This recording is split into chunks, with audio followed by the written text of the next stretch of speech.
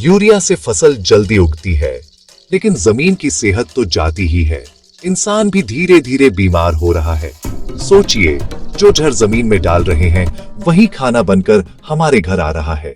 हम हर साल रासायनिक खादों से फसल तो ले रहे हैं, लेकिन उसी के साथ ले रहे हैं कैंसर, किडनी की बीमारी और पेट की दिक्कतें। मिट्टी बीमार हो रही है और हम भी धीरे धीरे बीमार हो रहे हैं और पता भी नहीं चलता। यूरिया, डीएपी और दूसरी केमिकल खादें जहर बन चुकी हैं। ये सिर्फ खेत की नहीं, हमारी रसोई की भी दुश्मन है। अब वक्त आ गया है कि हम जैविक की ओर लौटें, ताकि जमीन जिंदा रहे और हम भी। देखिए भैया, यूरिया और डीएपी जैसे रासायनिक खाद खेत को तुरंत हरा भरा तो कर देते हैं, लेकिन हर साल वो जमीन को खोखला करते जा रहे हैं। एक समय था जब गोबर, राख, नीम और वर्मी कंपोस्ट से खेती होती थी।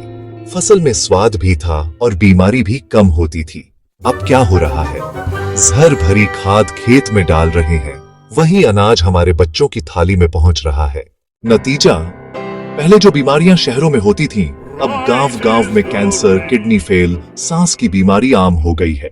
अब एक मिनट सोचिए, खेत तो एक साल में तैयार हो जाता है, लेकिन मिट्टी बनने में सदियों लगते हैं।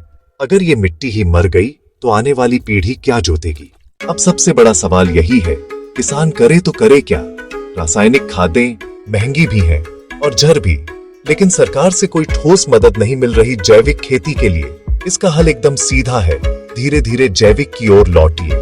खेत का एक कोना जैविक कर दीजिए। घर का गोबर, पत्ते, नीम और राख से खुद खाद बनाइए।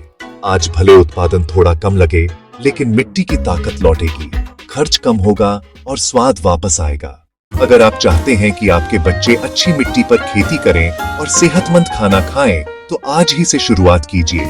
जैविक अपनाइए, जहर को न कहिए और इस वीडियो को इतना शेयर कीजिए कि हर किसान भाई तक ये आवाज पहुंचे।